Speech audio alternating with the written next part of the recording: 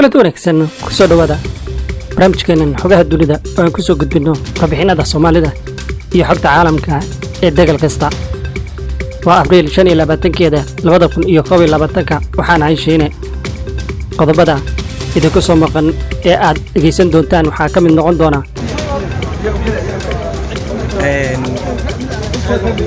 xaaladii ugu dambeysay ee magaalada Muqdisho oo ahaanteed oo aanu idinku soo koobi doono. dalka Britain ayaa war ka soo saaray xaaladii ugu dambeysay ee ka taagan Soomaaliya. musharaxiinta mucaaradka oo ka abaabulaya Muqdisho dagaal beeleed xilli ay u taagan yihiin xilka ugu sareeya Soomaaliya ee madaxweynenimo. wafdi ka socda dalka Kenya ayaa tagay magaalada Hargeysa iyo ujeedooyinka ay u tageen. madaxweyne Farmaajo oo ku dhawaaqay talaabadii ugu cuslayd Soomaaliya iyo AMISOM oo kala saftay mucaaradka dawladda iyo mucaaradka oo caradii ugu weyneed kala dul dhacay AMISOM iyo dawladda Turkiga iyo Iran iyo dalka Sacuudiga oo markii ugu horeysay ku dhawaaqay wada hadallo diblomaasiyadeed oo ay bilaabayaan iyo warbixino kale ayaan idin soo gudbin doonaa.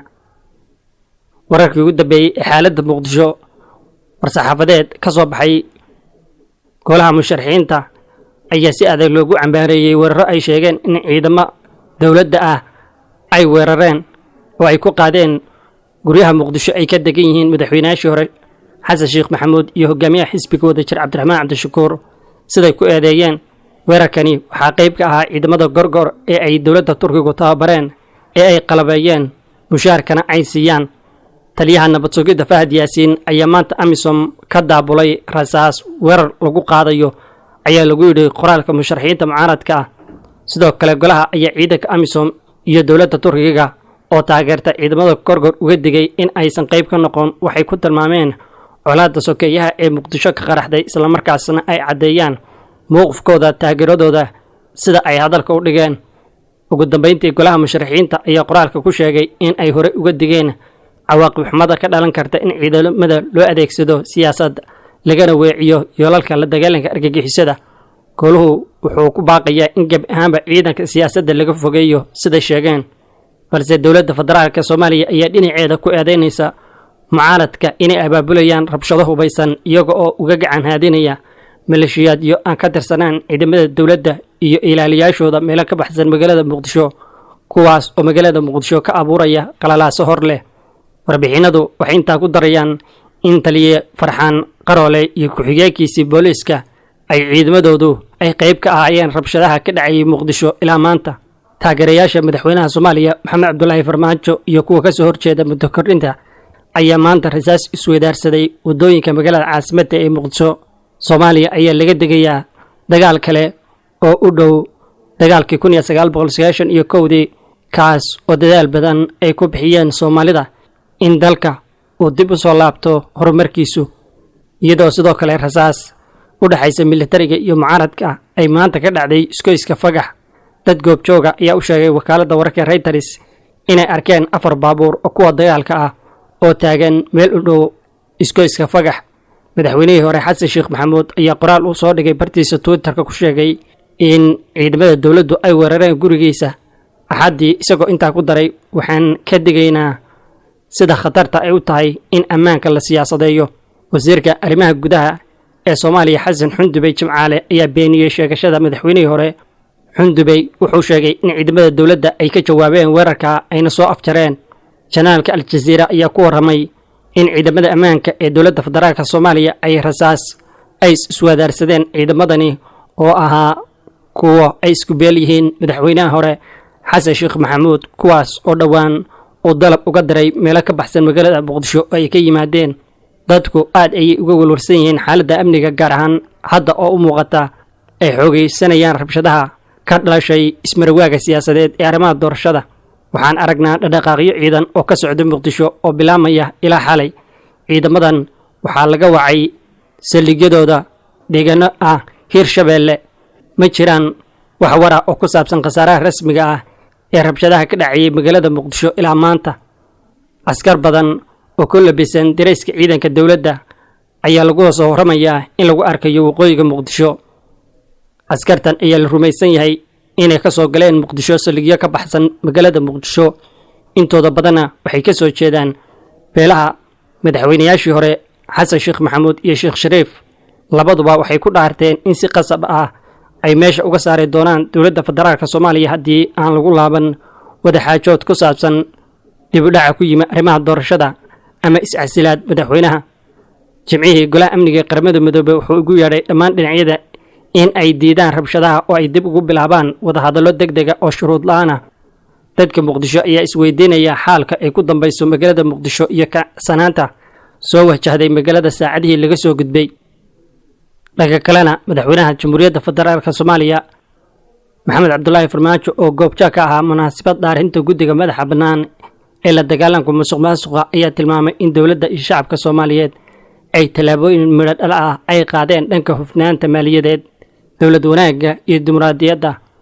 madaxweynaha ayaa dul istaagay sida dowladda federaalka Soomaaliya uga go'an tahay la dagaalanka musuqmaasuqa iyo ku takrifalka hantida dadweynaha, isagoo muujiyay muhiimadda guddiga uu leeyahay shacabka Soomaaliyeed si loo hirgeliyo hanaanka isla xisaabtanka, daahfurnaanta iyo hufnaanta hay'adaha maaliyadeed ee dalka. maanta waxaan idin dhaarinaynaa mas'uuliyad weyn oo heer qaran ah, waxaana idinka sugaynaa in aad xaqiijisaan hiigsiga shacabka Soomaaliyeed ee ku aadan adkeynta iyo isla xisaabtanka, ilaalinta hantida shacabka Soomaaliyeed iyo dabargoynta musuqmaasuqa iyo dib u dhiska horumarka dalkeena. madaxweyne Farmaajo ayaa kula dardaarmay xubnaha madaxa bannaan ee la dagaalanka musuqmaasuqa inay adkeeyaan kalsoonida shacabka Soomaaliyeed, iyada oo 9 xubnood oo guddigan uu xilka u dhaariyay gudoomiyaha maxkamadda sare ee dalka Baashe Yuusuf Axmed. munaasabadda dhaarintani waxaa goobjoog ka ahaa wasiirada xukuumadda federaalka Soomaaliya Cabdiqaadir Maxamed Nuur, ku-xigeenkiisa cadaaladda iyo maaliyadda Cabdiraxmaan Ducaale, iyo xiriiryaha guud ee qaranka Suleymaan Maxamed Maxamuud, taliyaha ciidanka booliska Soomaaliyeed Sariye Gaas Cabdi Xasan Maxamed, iyo gudoomiyaha bangiga dhexe Cabdiraxmaan Maxamed Cabdullaahi. dhaga kalena magaalada Hargeysa ee Somaliland waxaa gaadhay wafdi ka socda dalka Kenya kuwa oo lagu soo dhaweeyay garoonka diyaaradaha ee Cigaal. ujeedada wafdigan ka socda Kenya oo khubaro ah ayaa waxaa sida la sheegay ay u socdeen dardargelinta fulinta heshiiskii Somaliland iyo Kenya ay wada saxiixdeen 15 bishii December 2020 Nairobi. wafdigan oo kormeer kala duwan ku sameeyay garoonka diyaaradaha ee Cigaal ee Hargeysa, isla markaana kulan la qaatay mas'uuliyiinta Somaliland iyaga oo ka wada hadlay arrimo ku aadan garoonka diyaaradaha ee Cigaal. wasiirka ku-xigeenka arrimaha dibadda ee Somaliland Liibaan Yuusuf Cismaan oo ka hadlay socdaalka wafdigani ka socday Kenya ayaa wuxuu sheegay in ujeedada wafdigu ahaa dardargelinta sidii loo fulin lahaa heshiisyadii Somaliland iyo Kenya ay wada galeen, gaar ahaan midka ku aadan dhinacyada duulimaadka. sidoo kale wasiir ku-xigeenka ayaa wuxuu intaa ku daray in Kenya ay u soo dirtay kormeerka kooxdani Somaliland, iyagoona carabka ku dhuftay in labada dhinac ay dhammaystiri doonaan heshiisyadii ay hore wada galeen. Kenya iyo Somaliland ayaa sanadkii 2020 dabayaaqadeedii ku heshiiyey in qusuliyad ay ka furtaan magaalada Hargeysa, isla markaasna diyaaradaha Kenya Airways ay duulimaad toos ay ka bilaabi doonaan Somaliland. dhaga kale warbixinadeena ka baxsan arrimaha Soomaalidana, jimcihii barta internetka ee Iiraan ee Itimaad Online waxay daahurtay wareegga labaad ee wadahadallada Sacuudiga iyo Iiraan oo la qaban doono maalmaha soo socda magaalada Baghdad ee Ciraaq, iyada oo dabagal gaar ah uu samayn doono ra'iisul wasaaraha Ciraaq. ila wareedyada Iiraan ayaa laga soo xigtay safiir hore oo Iiraan oo uusan magacaabin, isagoo leh eedeymaha ku saabsan taageerada Iiraan ee Xuutiyiinta, xaaladaha Lubnaan, Ciraaq iyo Suuriya iyo Bahrayn, iyo faragelinada Riyaad ee wadahadallada nukliyeerku waxay ka mid noqon doonaan mowduucyada ugu muhiimsan ee ajandaha. intaa wuxuu ku daray farqiga u dhaxeeya labada dal maahan wax yar, waxaana u baahan yahay waqti badan si loo darso khilaafaadka loona helo ujeedo dhab ah. doorka Shiinaha ee abaabulka kulanka labada dal ee diblomaasiyadeed Iiraan wuxuu ku tilmaamay in Shiinuhu door uu ku lahaa qabanqaabada kulamada, waxaana lagu fulinayaa codsi uu qayb ka yahay ra'iisul wasaaraha Ciraaq. axadii la soo dhaafay jariirada Financial Times waxay daahirtay wadahadallo toos ah oo u dhaxeeyay mas'uuliyiinta sarsare ee Sacuudiga iyo Iiraan, iyadoo la isku dayayo in wax laga bedelo xiriirka u dhaxeeya labada dal ee ku loolamaya gobolka. inkasta oo saraakiisha Sacuudigu ay dafireen jaritaanka shirkii hore, wasaaradda arrimaha dibadda Iiraan waxay diiday inay xaqiijiso ama beeniso dhacdada kulanka ay yeesheen Sacuudiga iyo Iiraan inkasta oo isla waqtiga ay xaqiijiyeen in diyaar ay u yihiin wadahadallo ay yeeshaan Riyaad. wadahadalladan ayaa ku soo beegmayay iyadoo Sacuudigu si aad u danaynayso in la soo afjaro dagaalka Yemen ee dhanka maleeshiyaadka Xuutiyiinta oo taageero ka helay Iiraan, kuwa oo kordhiyay weerarada ka dhanka ah magaalooyinka Sacuudiga iyo kaabayaasha xarumaha saliidda ee boqortooyada 3 bilood ee ugu dambeeyay.